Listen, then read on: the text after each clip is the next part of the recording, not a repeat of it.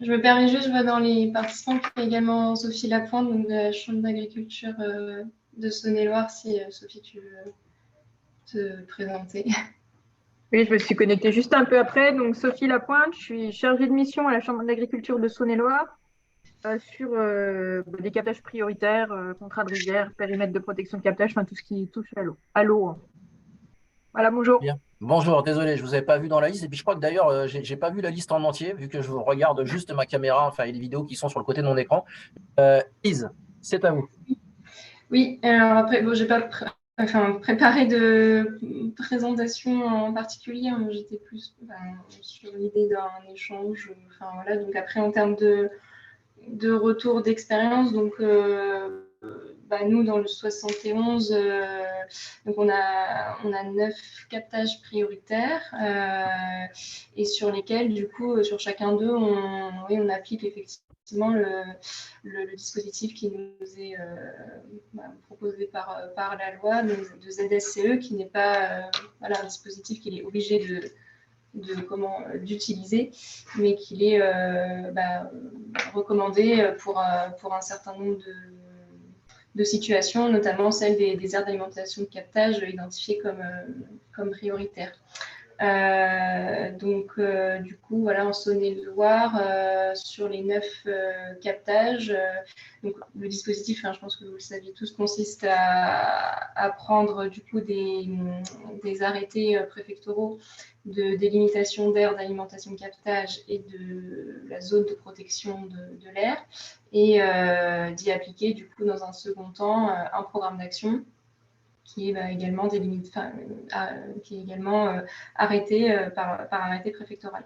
Et puis à terme, éventuellement, une possibilité de rendre obligatoire certaines actions si les moyens ne sont pas atteints au regard des objectifs fixés dans le programme d'action.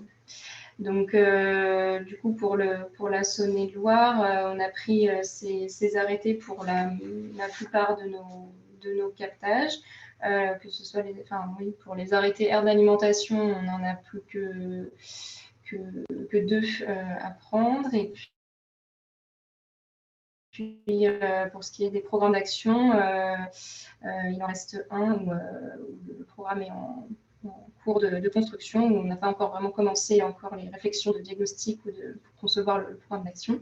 Mais sur les autres secteurs, les réflexions sont largement engagées, voire on a déjà pris des arrêtés de deuxième génération de programme d'action.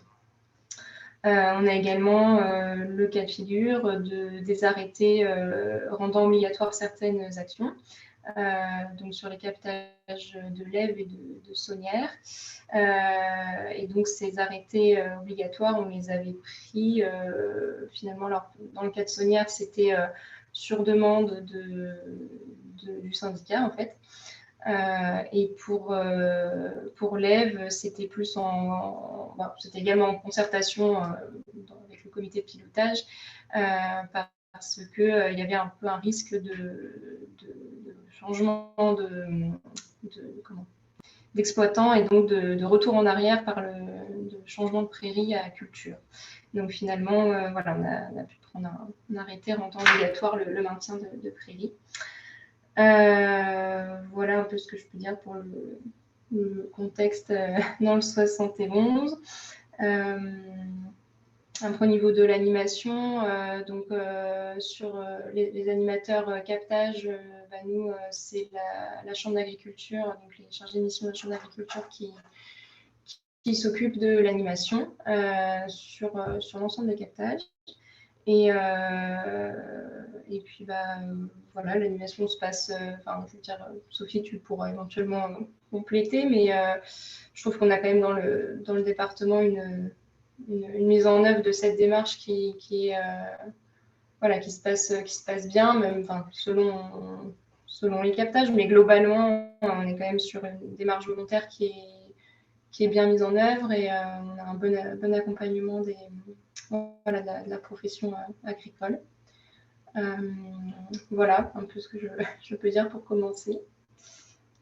Merci. Alors effectivement, je ne sais pas si Sophie Lapointe de la Chambre souhaite peut-être ajouter quelque chose en termes notamment de lien avec la profession agricole, justement, et de ce que vient de dire, Madame Grimbert, Élise Grimbert?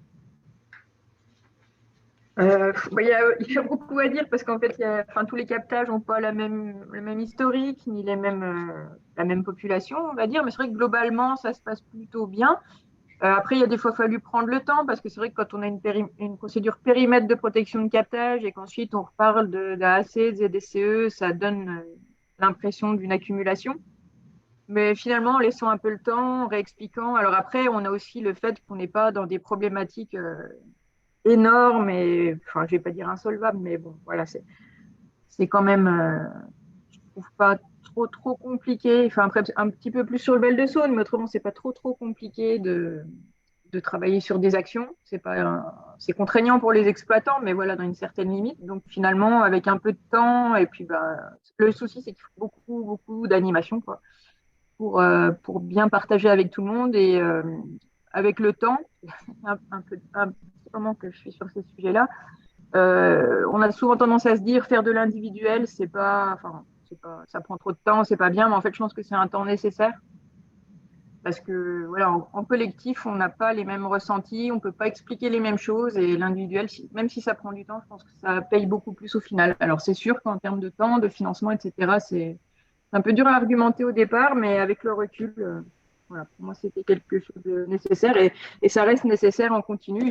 Les captages, on essaye de voir tout le monde tous les ans pour remettre tout le monde au clair, répondre aux questions qui sont quand même des fois assez personnelles, puisqu'en fait, quand on travaille sur des trajectoires d'exploitation, voilà, en parler en réunion, c'est pas forcément envie de partager avec le voisin ce qui se fait, donc ça se comprend. Donc voilà, revoir tout le monde tous les ans, voir les nouveaux, etc. Et puis adapter, puisque c'est vrai qu'on a des...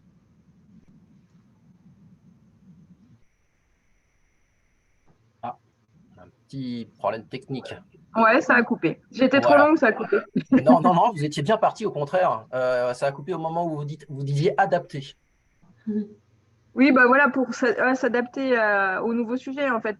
Comme on a vu l'émergence de l'ESA métolachlore, c'est pas du tout quelque chose sur lequel on travaillait initialement. Donc voilà, quand un sujet arrive, on peut être réactif et puis en reparler à chacun des acteurs, quoi.